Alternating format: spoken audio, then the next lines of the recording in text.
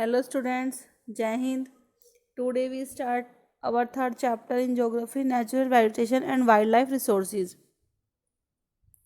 Having seen the three important resources, namely land, soil and water in the previous chapter, we shall now focus on other two important resources, namely natural vegetation and wildlife.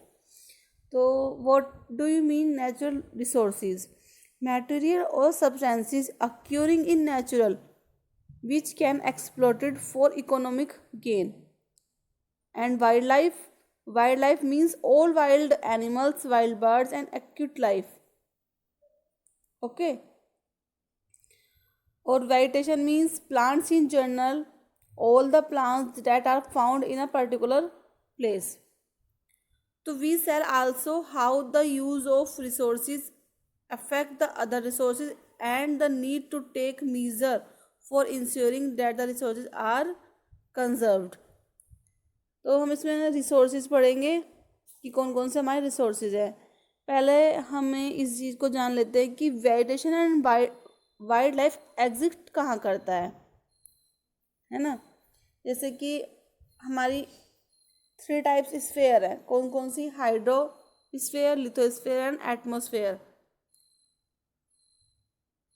देखिए जैसे हमने एक diagram बना लेते हैं, ये hydrosphere, इसमें lithosphere और ये एटमॉस्फेयर। ओके, अब ये हाइड्रोस्फेयर होगी, ये लिथोस्फेयर और ये एटमॉस्फेयर। अब ये हाइड्रोस्फेयर वाला part, this is earth's part where is water. Earth का वह वाला पार्ट जहाँ पर वाटर है। Lithosphere the earth where is, जहाँ पर क्या है साहब? जमीन, अर्थ वाला पार्ट अर्थ का। एटमॉस्फेयर जहाँ पर एयर है, गैसेस। ओके, अब आप इस चीज़ को इमेजिन करिए कि आप हाइड्रोस्फेयर में ही रह सकते हैं क्या? पानी ही पानी में? नो, है ना। लिथोस्फेयर सिर्फ अर्थ ही अर्थ हो और कुछ ना हो, ना पानी हो ना हवा हो, है ना। तो life is not possible only sphere. तो that we need sphere exist कहाँ करती है? तो वही लाइफ फॉर्म एग्जिट होती है ना।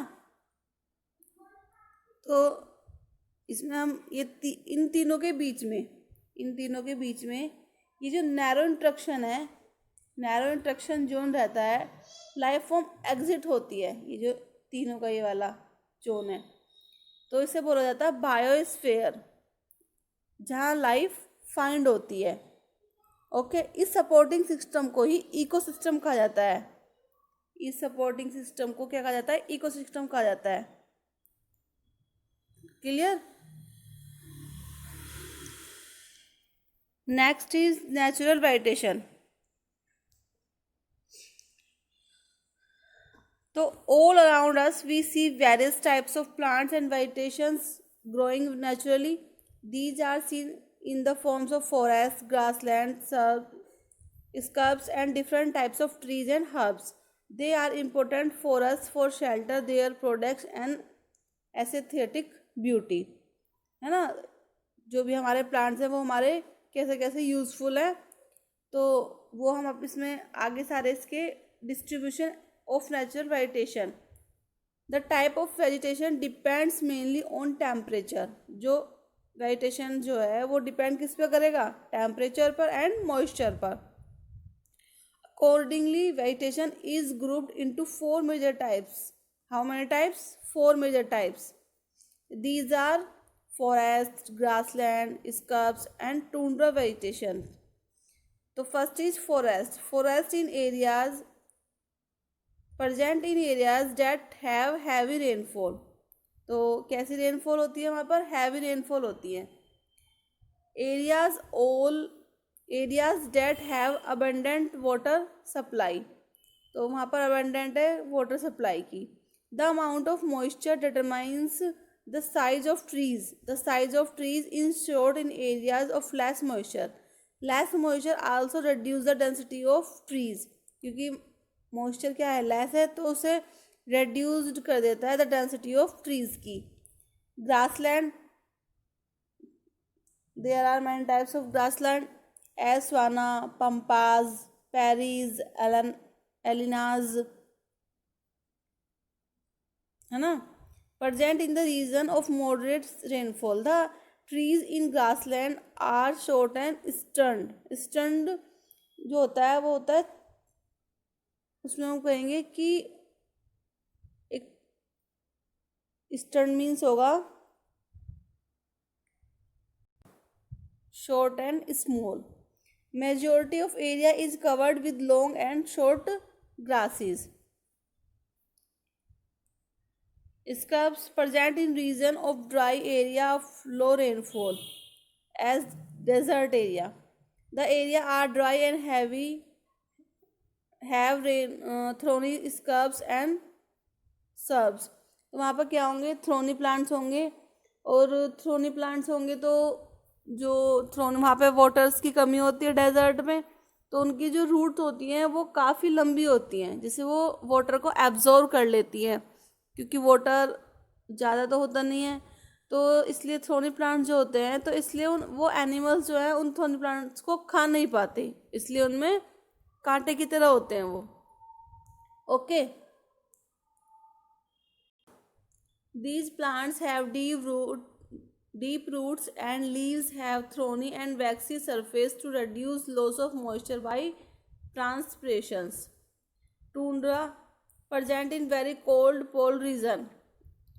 अब ये अर्थ है, तो ये वाला पार्ट, ये सारा यहाँ पे क्या था, इक्वेटर, तो ये नॉर्थ और साउथ वाले ये वाले पार्ट, ये.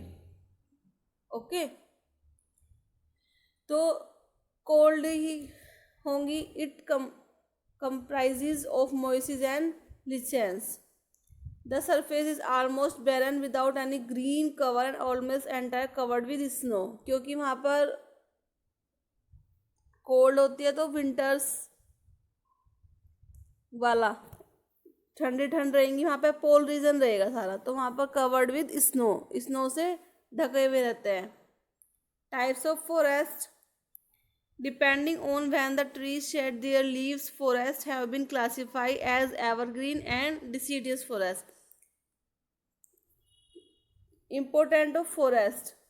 Forests make 1/3 of the Earth's total land area. They are rich sources of biodiversity and are a product of billion of years evolution. Forests are useful to us in number of ways. जो forest है हमारे लिए वैसी very useful है इन number of ways, काफ़ी तरीक़ों से. Product function हमें पता ही है. Timber and wood, paper, fruit and nuts, exterior oils, drugs, herbs and spices और बम्बू. यानी कि there are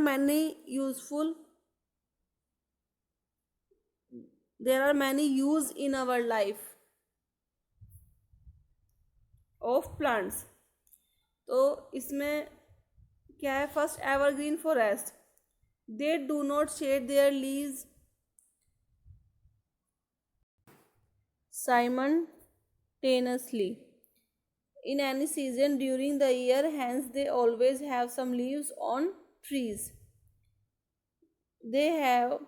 They always have some green cover to leaves throughout the year. तो पूरे ईयर्स में ग्रीन लीव्स रहती हैं. They are never devoid of leaves at any time of year. Found in areas where rainfall exists 140 centimeter. Evergreen forests are found mainly in the equatorial region, Central America, along the Amazon and the Orinoco rivers in Africa, the basin of Congo river in India. They are found in northern eastern Himalayas and western Ghat. तो कहाँ पर found होते हैं, northern eastern Himalayas and western Ghat. deciduous forests, they shed to all their leaves in a particular season. तो जो leaves होती हैं एक particular season में होती हैं of the year का, to conserve water loss due to transpiration. They look almost barren without leaf cover in certain months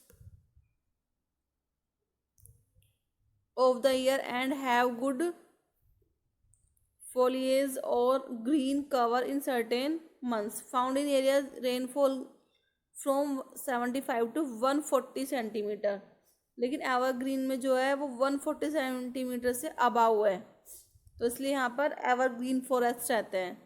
these forest could be two types depending, तो जो डिसीडेड फॉरेस्ट हैं वो two types के हैं, tropical forest और temperate forest. present in Chile, South Africa and South Australia. Temperate forest present in North Central Europe, Eastern Asia, part of Eastern United States. Okay.